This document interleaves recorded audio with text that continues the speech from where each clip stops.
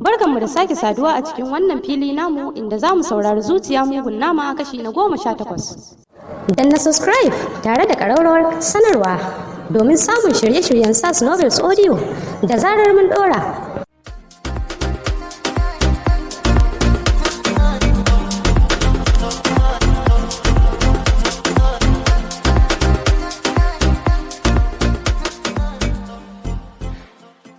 Ta samu kusan minti 10 sannan ta ce, dawa yake saka maka?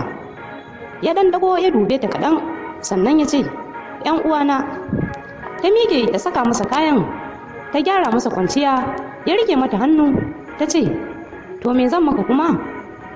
Ina so na san inda kika je da yadda aka yi kika dawo da suwa kika yi mu'amala. Gabanta ya sake yankewa ya faɗi. Ko ya yi zaton kowa irin shi ne? Sai ta ji ranta ya sosu. Bata san lokacin da ta daka mishi wata harara ba. Ya ce, kada ki damu Asma'u, haƙƙina ne na san inda kika je. Ta juya ba tare da ta tanka masa ba. Ta je ta yi alwala, ta shimfiɗa dardumarta, ta yi sallar isha'i da bata yi ba, sannan ta yi nafila, sannan ta yi shafa'i da wuturi. Ta daɗe tana addu'a. A lokacin ne ta je yunwa ta mamaye ta. Ta buɗe firij, ta ɗauko kek da juice, ta sha, ta haye kujera. Sai ta ji tsoron kada ya nemi wani taimakon ba ta kusa da shi. Saboda haka ta miƙe ta shiga ta ɗauki bargo ta shimfiɗa kusa da shi. Ya ce, Asma'u, don Allah ki kashe fitila. Ta kashe ta kwanta, amma san bacci ya ƙi zuwa. Shi ma ɓangarensa ya kasa baccin, har asuba a cikinsu babu wanda ya rintsa. Ta miƙe ta yi alwala, tana tsaye tana shawarar ta tashe shi ne ko a'a. Shi kuma yana kallonta, can dai ta yi shahada ta ce, Abdul. Ta dan soma bugun gefen fulansa. Asma'u, ido na biyu, ɗauko min baho na yi alwala. Bata musa masa ba, ta ɗauko masa ya ɗaura alwala. Ta yi raka'atul fijr, ta zauna tana yan addu'o'inta. Shi ma yana zaune akan sallayarsa har suka gabatar da sallar asuba. Sannan ta miƙe ta ɗauko ƙur'aninta ta soma karantawa har misalin karfe 7. Shi kuma a lokacin ne bacci ya ɗauke shi. Da ta kammala ta koma falo, ita ma ta miƙe. Sai misalin karfe 10 ta shiga ciki har lokacin bacci yake. Ta soma 'yan gyare-gyarenta. Motsinta ya tashe shi.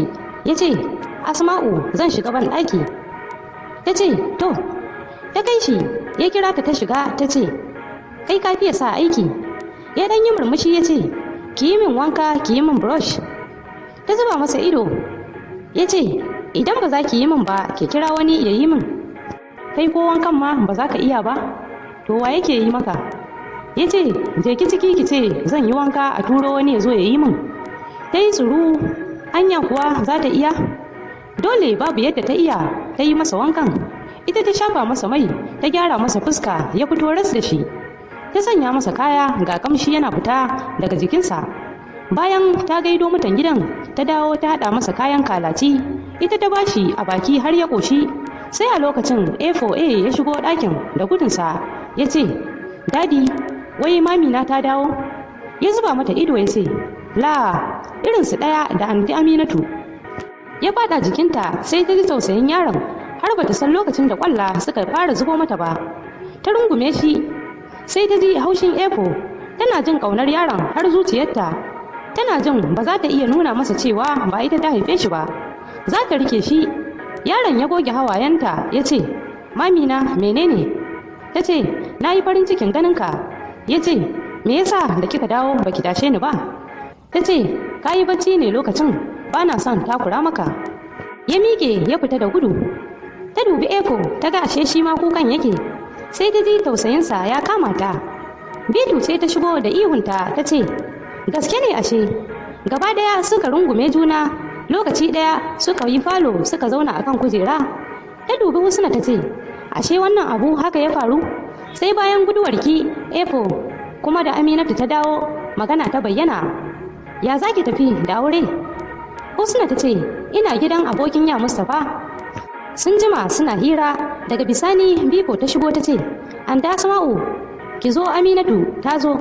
A falo ta same ta. A4A yana ta tsalle a jikinta, yana fada mata mami ɗinsa ta dawo, ta je ta gaida dadi ɗinsa. Farfatiyar gidan suka nufa akan kujerun roba suka zauna. Ta ce, Aminatu, ina umma? Aminatu ta ce, daga gidanta nake, ta ce na sanar miki da daddare za ta zo. Husna ta ce, ki bani labarin duk abin da ya faru bayan isowarki. Murmushin karfin hali Aminatu ta yi, sannan ta ce, an ta Sama'u, kin bar baya da kura. Wato abin da baki sani ba shine lokacin da kika tafi su Abba suna gurin daurin aurenki. Bayan an kammala sallar asubahi aka daura aurenki akan sadaki 30,000. An dawo gida Umma ta tare shi da rigimar ita ba ta son auren haɗi. Tunda ba kya so, yadda ya sa a daura haka zai sa a kwance shi. Har tara baki fito ba, Umma ta yi zaton ko takaici ne ya hana ki fitowa, amma sai ta samu ba kya ɗakin. Ga kuma ɗakin a hargitse, anya kuwa ba guduwa kika yi ba? Da ihunta ta yi ɗakin Abba, a nan ta same shi da takardar da kika bari. Ai kuwa ta yanke jiki ta faɗi. Hankalin Abba ya tashi ainin. Nan da nan ya sa aka fara neman ki. Da farko an ɓoye maganar saboda ana tunanin za a iya ganin ki. To amma dole magana ta fito, amarya ta gudu. Hankalin Abba ya tashi matuƙa, amma sai ya ɗora laifin akan Umma, yana ganin kamar ita ta ɓoye ki. Ta yi kuka, ta yi rantsuwar cewa ba ta da hannu a cikin wannan lamarin, amma sai da Abba ya ci mata mutunci, ƙarshe ya yi mata korar wulakanci. Sai gidan ya Mustapha ta zauna kafin a gyara gidan da za ta zauna. Can gidan su ango kuwa ana ta hada-hadar biki, ba san cewar kin gudu ba. Misalin karfe 5 na iso Najeriya, saboda Umma ta ce min in taho. Ni na ɗauka ma wani ne ya rasu. A gaskiya na san ba kya son Efo domin rashin kamun kansa, ni kuma yar uwarki Allah ya jarrabe ni da sansa. Hankali na ya tashi, na ji ba zan iya yafe wa Efo abin da ya yi min ba. Na kula mugu ne shi mai son kansa. Take na ji tsanarsa a cikin zuciyata, na ji ya fitan min a rai. Ke ɗansa ma sai na ji san bana ƙaunarsa, saboda ya ruguza wa iyayenmu gida, ya raba auren iyayenmu duk domin biyan buƙatar zuciyarsa. Idan gaskiya ne da kika ce ba kya son sa, ya haƙura mana. Na je na rarrashi mahaifiyata. A lokacin Abba ya samu labarin na dawo, ya shaƙe min wuya yana cewa na fitar masa daga gida, me na dawo yi, na je yawon duniya ta. Da kyar aka kwace ni, ganin na sha da kyar sai na nufi gidansu Efo. Na yi sa'ar samun bitiri muka gaisa. Ta ce, yaushe kika zo? Kin zo biki? Na ce, ina Efo, an ta Sama'u ta yi koni.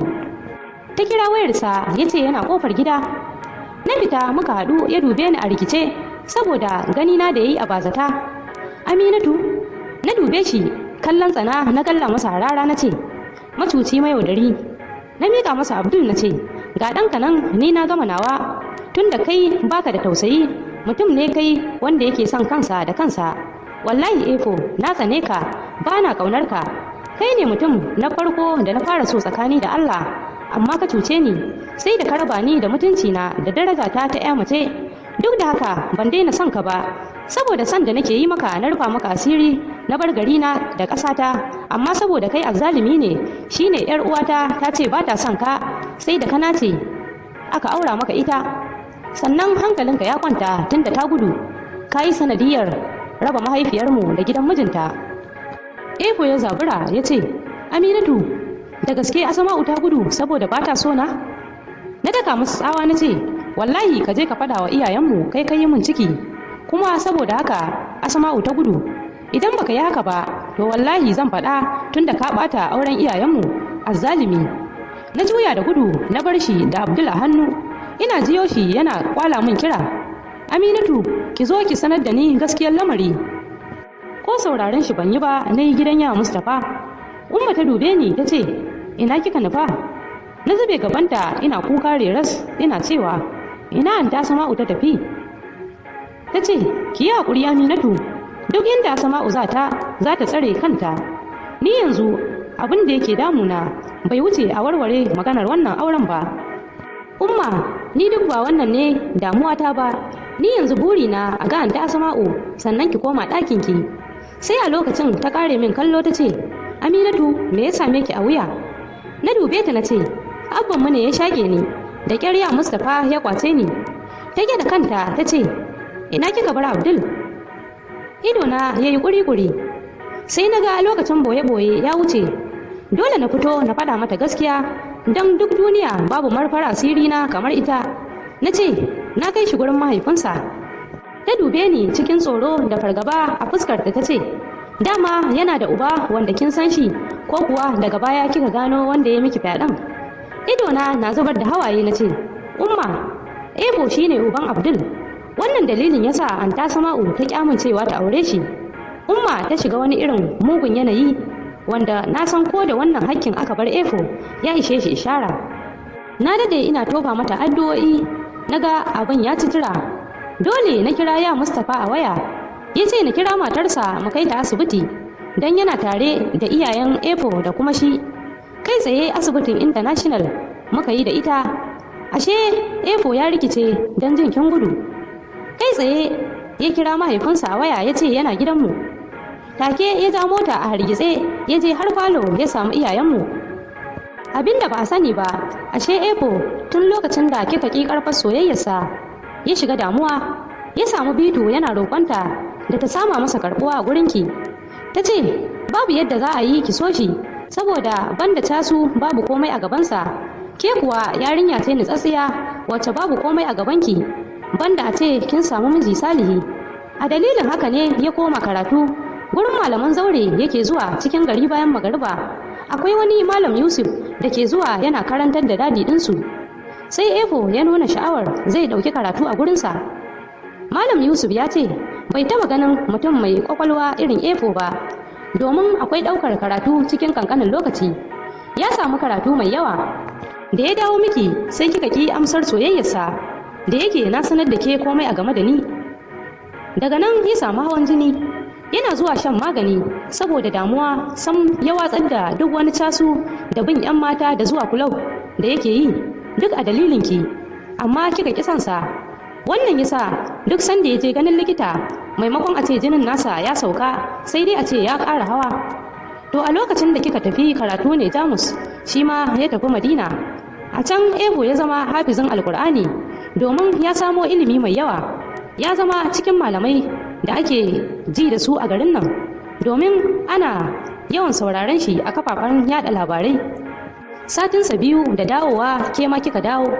Dama tuni iyaye sun shirya saboda ya dade da gabatar da kudurinsa. Gaskiya na sani Eko yana son ki, sai dai ya biya son kansa da yawa. Tun da shi a tunaninsa idan kin je gidan zai san yadda ya yi ya janyo ra'ayinki kika so shi. Shin ya manta akwai ɗansa a gurina? Lokacin da Efo ya shiga da Abdul a hannunsa, a hargitse ya shiga, shi ma kuma abbanmu ya sanar da shi cewa a janye magana aure saboda an nemi Asma'u an rasa ta. Hankalinsa ya tashi, ya dubi aminin nasa ya ce, dama ba ta so? Ya da kai ya ce, idan kuwa haka ne ka zama azzalumin uba, saboda ni za ka uzurawa yarinya Kamila? A gaskiya ban ji daɗin wannan abun ba. Shi ya san ba ta son sa ya jajirce? Ran mahaifinmu ya sake ɓaci ya ce, Abdurrauf ya cika irin mijin da duk wani uba zai so a ce ‘yarsa tana ƙarƙashinsa. Ya ce, to ai soyayya gaman jini ce, ba sai a bata wanda take so ba. Ya ce, ka manta wanda take so ya rasu? Shi kenan dan ya rasu ita kuma sai ta zauna ba aure? Alhaji Fatahu ya ce, na ji, amma gaskiya ban ji daɗin yi mata dole ba. Yanzu ba gashi ta gudu ba? Da mun san irin wannan za ta faru da tuni ba a haƙura ba. To daidai lokacin ne Efo ya shigo, ya zube a ƙasan falo ya ce, Abba, dan Allah da gaske ne Asma'u ta bar gida? Ya ce, na zama azzalumi tunda na nuna mata ni mutum ne mai son zuciya. Ina son Asma'u, ba zan so ta shiga mummunar rayuwa ba. Asma'u ta guje ni ne saboda wannan ɗan. Ya nuna Abdurrauf ƙarami. Abbanmu ya ce, wannan ba ɗan gurin Aminatu ba ne? Me ya haɗin ka da shi? Nan take ya faɗa abubuwan da suka faru ya ce, Asma'u ta guje ni ne saboda na yi wa 'yar uwarta ciki. Abbansu wato Alhaji Fatahu yana tashi ya shimfiɗe shi da wani gigitaccen mari. Ba ji ba gani ya dinga yi masa kafa. Duk da kuwa cewar abbanmu abin ya girgiza shi, amma sai suka rike Alhaji Fatahu suna ba shi haƙuri. Alhaji Fatahu ya ce, kai kam kayi abin tur, dole Asma'u ta ce ba ta ƙaunar ka. Me za ta yi da lalatacce? Nana Asma'u ya ce ta gari, sam ba ta dace da kai ba. Banda iya shege, tun yaushe aka yi haka, amma mu ba mu sani ba. Ya juya ya ce, kai na fi jin haushinka yana nuna abbanmu ya ce, ka san ya lalata Aminatu har da ɗa amma mu baka sanar da mu ba? Abbanmu ya girgiza kai ya ce, ni ma ban sani ba, ni Aminatu rabona da ita tun da na samu labarin tana ɗauke da ciki, kafin na ɗauki mataki a kanta ta gudu, bata sake dawowa ba sai yau. Ya dubi Ahmad ya ce, maza je ka taho min da Aminatu da mahaifiyarku. Ya Mustapha ya ce, Umma tana asibiti tare da Aminatu, ba ta da lafiya, ni ma daga nan can zan tafi. Alhaji Fatahu ya ce, au ina Hajiyan ta tafi? Abbanmu ya ce, na sallame ta, kuma rabuwa ce wacce sai ta yi aure don saki 3 na yi mata. Alhaji Fatahu ya yi goron salati, ya dubi Efo ya ce, duk a dalilinka ka tarwatsa masa gida. To na gode, aure an ɗaura, amma abin da nake so da kai shine ka saki Asma'u domin a raba ta da nauyin da yake kanta. Tunda ta gudu sai ka auri Aminatu tunda ga rabon haihuwa. Ya gurfana ya ce, dadi na yi kuskure a rayuwata, na san shaidan ne ya yi galaba a kaina, to amma ina son Asma'u, ba zan iya sakin aure na ba. Zan karbi ɗan da Aminatu ta haifa amma ba zan iya aurenta ba. Ya Mustapha ya fusata ainin ya ce, sunana Nadia Umar from Kano State. Masana a tashin ne karanta littattafai da labarai. Idan kuna bukata za ku iya tuntuɓar mu a akawuntin mu da yake WhatsApp. Ya Mustapha ya fusata ainin ya ce, da ina ganin ka kamar mutumin kirki, amma idan ka yi mana haka ka cuce mu gaba ɗaya. Domin kai baka ji kunyar haihuwa da kanwa ba kuma kana auren ya? Ya ce to ya za a yi da kaddarar Ubangiji? Abin da ya faru tsakanina da Aminatu huɗubar shedan ce. Mun yi zunubi mai girma tun da mun aikata zina. Ita kuma Asma'u matata ce ta halak wacce Ubangiji ya halatta min ita ta hanyar aure. Saboda haka aure na da ita mai tsafta ne wanda babu ta yadda za a yi zina ta haramta shi. Ahmad ya ce, wato za ka yi amfani da iliminka ka cutar da mu ko? Ai Hausawa sun ce ana barin halak ko don kunya. Efo ya ce, ina son Asma'u, san da ban san iya adadinsa ko yawansa ba. Da a ce zuciyata za ta iya rabuwa da san Asma'u, ni kam da na huta. Na sani na tara ɗabi'u da zan so a ce mai rainon 'ya'yana ke da shi. Ina son ku yi min uzuri, a lokacin da wannan kwamatalar ta faru bani da ilimin addini. Rayuwar duniya da tasu suke gabana. Duk a dalilin Asma'u na zama kamilin mutum. Mahaifinsa ya daka masa tsawa ya ce, ka saki Asma'u shine kawai abin da za ka yi ka faranta min. Ya karkada kai ya ce, dadi ni na fi so ko da a ce mutuwa na yi ya kasance Asma'u ita ce matan da za ta yi min takaba. Tsananin bacin rai da Efo yake ciki, jininsa ya hau. Nan take ya yanke jiki ya faɗi. Ya samu shanyewar ɓarin jiki wato paralyze. Yana faduwa suka nufi kansa, amma kafin su karasa har baki ya karkace kafa ta shanye. Nan take suka kwashe shi zuwa asibitin AKTH. Sun yi sa'a don Dr. Karaye shi ke kula da emergency din, kuma shi ne likitan da yake gani domin abokin abbansu ne. Nan take aka saka shi a gado. Ita kuwa ummanmu kwananta 2 a asibiti sannan ta gano a inda take. Abbanmu shi ya dauki nauyin komai. Siya Ahmad sun so a ɓoye mata komai, amma na ce musu su yi haƙuri don ni tuni na sanar mata. Na shiga wanka, ummanmu ta miƙe daga kwanciya ta fita daga asibitin. Ta je ta samu Adede da sau sai gidansu Efo. Ta je ta samu gidan ana ta yan koke-koke saboda jikin nasa ya yi tsamari. Ana shirin fita da shi Egypt. Mahaifiyar Efo ta shiga da umma suka gaisa, sai kuma suka yi jigum-jigum saboda ita umma ba gwanar magana ba ce. Kin dai san komai. Ita kuma Hajiya Nafisa tunanin halin da ɗanta yake ciki take yi. Umma kuka take sosai. Ta dago da kai suka hada ido. Sai Hajiya Nafisa ta ce, asha ki daina kuka, komai ya samu bawa da sanin Allah. Ki zama jaruma don mu kai gacin jarabawar da Allah ya yi mana. Umma ta ce, naji, amma aini aka tarwatsa wa gida. ‘Ya'yana mata ne, saboda Allah ya san shi ya yi wa Aminatu ciki, ya za a yi aure Asma'u. Ki yi haƙuri, kin san zina ba ta kore aure, matuƙar zinar daga ɓangaren namiji take. Ki yi haƙuri, na ji haushi ni ma raina ya ɓaci sosai. Shi ma ai gashi nan ya samu damuwa. An ce jininsa ya yi mugun hawa ta yanda har ya taɓa masa zuciya. Gashi ya samu ciwon ɓarin jiki, ki yi haƙuri. Umma ta ce, ni dai da ya taimaka ya sauwaƙe wa ‘yata. Hajiya Nafisa ta ce, ki yi haƙuri, wannan abu da ya faru abu ne da za mu binne shi a tsakaninmu, kada mu ɗaga wani ya ji warinsa. Idan Asma'u ta dawo ta ci gaba da rike ɗan 'yar uwarta a matsayin ɗanta, tun da dama ai ɗanta ne. Kada a taɓa nuna masa cewar yana da wata mahaifiyar bayan ita. Kin ga shi yana cikin jinya, babu yakinin ci gaba da rayuwa. Ki yi haƙuri domin sun tafka babban kuskure, kuma irin wannan kuskuren yana ga iyaye. Shin mai yasa ba za mu shiga al'amuran yaranmu ba, mu janyo su a jiki yanda zai kasance ba su da wani ƙawaye ko aminai illa mu? To dai mu ɗora 'ya'yanmu akan gwadabe mai kyau, ko don mu samu nagartacciyar rayuwa. Da a ce kina jan su sosai a jikinki, har ciki zai girma a jikinta ba sani ba. Kuskurenki ne tun farko. Umma ta amince gaskiya Hajiya Nafisa ta faɗa mata. Ta ɗora da cewa, ki yi haƙuri, ni na ɗauki Abdul zan rike shi, ni kaina ban yadda Efo ya saki Asma'u ba. Umma ta miƙe tsaye tana sharar hawaye, domin a yanzu ne ta ji tarin nadama, ta ji sam duniyar ta yi mata kunci. Amma ta yi wa Allah godiya da ya sa ta gane illar da ta yi wa rayuwarta. Dama ai an ce zuciya mugun nama. Lokacin da na fito daga ban ɗaki ban ga Umma ba, duk na yi bincike a asibitin na tabbatar bata nan, sai na sanar a asibitin. Daga nan na yo gida, a nan din ma ban same ta ba. Na sanar da 'yan uwana, muna zaune jugum-jugum, sai ga ta dawo ta faɗa mana inda ta je da kuma abin da ya kai ta. Kullum bincike muke, muna sa ran zaki dawo, amma shiru. Shi ma Efo bai dawo daga Misira ba, sai da yi wata 6 a can, domin ya ɗan samu, amma baya iya aikata komai sai an yi masa. Daga ni har Umma muka shiga wata Islamiyya, muna zuwa don muna karuwa.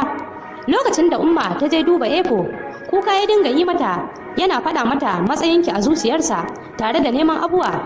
Ni kuwa tuni na share shi a cikin zuciyata, domin tun da na rasa ki ba shi da wani amfani a gurina, kuma baya bani tausayi.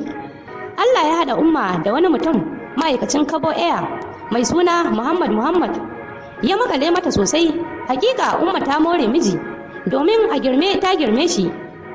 Ya yi aure, 'yarsa 'yar shekara 9, matarsa ta rasu a dalilin ciwon hanta.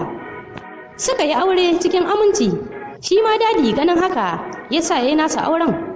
Ya aure Anti Laila, kanwar abban su Efo ce. Tana da kirki sosai, kwata-kwata ba ta fi wata 1 a gidan nan ba. Kin ji labarin bayan saduwa? Husna ta share kwalla ta ce, Aminatu, na rasa yadda zan so Efo ne. Aminatu ta ce, ki yi haƙuri, kowa da irin tasa ƙaddarar. Husna ta duba Aminatu ta ce, don Allah ki yi aure, idan kika yi aure hankalina zai fi kwanciya. Aminatu ta ce, kada ki damu, shi aure lokaci ne. Ina nan ina addu'a. Na haɗu da wani mutumi a lokacin dawowata. Shakuwa ce, kin san sai a hankali. Ta miƙe tsaye ta ce, bari na ɗauko miki kayanki saboda sauyi. Ta bude bayan motar ta dauko akwatuna ta sa aka shiga da su ciki. Ta ce, ni zan wuce. Husna ta ce, ki zo ki gaida shi. Aminatu ta girgiza kai ta ce, ki masa sannu, ni na wuce. Asma'u ta ce, to ki gaida gida. Sai ta shige ɗakin su. A yanzu duk wasu hidimomin Ebo sun dawo hannun Asma'u. Ita ce komai nasa. Hakan sai ya haifar musu da shakuwa. Tun ba ta yi masa magana ko yayi, har ya zamana za su zauna su yi hira, su yi kallo tare. Wannan ya faru ne sakamakon nasihar da ummansu take yawan yi mata, saboda ta ja su a jikinta sosai. A yanzu ba ta ware wata akan wata. Ta kuma daina bin malamai, domin yanzu ta san ba su da wani amfani. Ta gwammace ta yi addu'o'inta, saboda yanzu tana jin daɗin zama da mijinta. Kuma har yanzu Umma tana istighfari akan kuskuren da ta yi a baya. A yanzu hankalin Hajiya Luba ya kwanta, ta samu Ladi har ofis ɗinta. Ta ce, kwana 2 ina kika shige ne? Ladi ta ce, ba na ƙasar ma, ya su Zaituna da antinsu. Tana murmushi ta ce, ni da kika kwaso wa kwarkwasa? Ladi ta ce, kamar yaya? Nan Hajiya Luba ta kwashe duk wani abu da ya faru, ta faɗawa Ladi. Ta ce, ni yanzu kam hankalina ya kwanta. Ladi ta ce, lalle kam kin auna arziki, domin wannan yarinya ba dai kyau ba. Daga gani za ta yi kisa. Shi kuwa abban Zaituna tuni ya cire son Husna zuciyarsa. Ya dangana sai dai takura da yake fuskanta daga Haidar. Sai da ya kasance ya fito fili ya faɗa masa. iyayenta sun ɗauke ta an yi mata aure, amma Haidar yana ce yana ganin kamar abban Zaituna baya so ya auri Husna idan ya yi la'akari da abubuwan da suka faru a baya. Sai ya ce dole sai dai abban Zaituna ya bashi adireshin nata domin ya gasgata. Shi kuma abban Zaituna ya ce ba zai bashi ba. Misalin karfe 1 dare Husna ta ji nishi yana tashi. Cikin razani ta miƙe ta kunna fitila. Ta tsaya bakin gado ta sa hannu ta shafi kansa ta ce, "Hefo sannu, me yake faruwa?" Da ƙyar ya ce, "Kaina yake ciwo." Ta zauna ta ɗora kansa akan cinyarta tana shafa sumar kansa ta ce sannu. Ya sake narkewa. Ta miƙe ta ɗauko magani cikin magungunansa ta bashi ya sha. Sai ta ji ta kasa komawa kan bargon. Ta ce, "Efo, yaushe ne za mu tafi Jamani din ne?"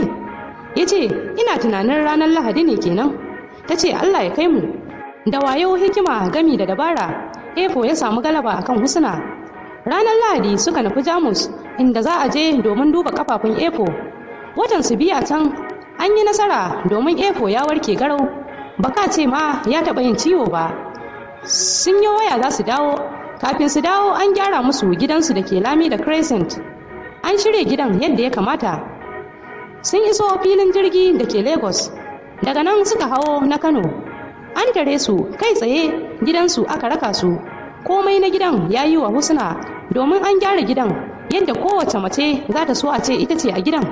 Bikin Aminatu da mijinta Ibrahim Kotila ya tashi. An sha shagalin bikin inda bayan an kammala kai tsaye suka wuce Maroko inda yake aiki. Aminatu mace ce da talakanci soyayya tun kuruciya, ga ta da son gyara. Efo ya samu soyayyar Asma'u domin a yanzu tana son mijinta. Ta aminta da shi, ta rike Efo da gaskiya, bata bashi kofar da zai gane cewar ba ita ta haife shi ba. Da yake mace ce mai sha'awar koyarwa, Efo ya gina mata makaranta wacce ta samu karbuwa. Makarantar tana amsa sunan F4A Model School. Suna zaune lafiya, komai ya wuce.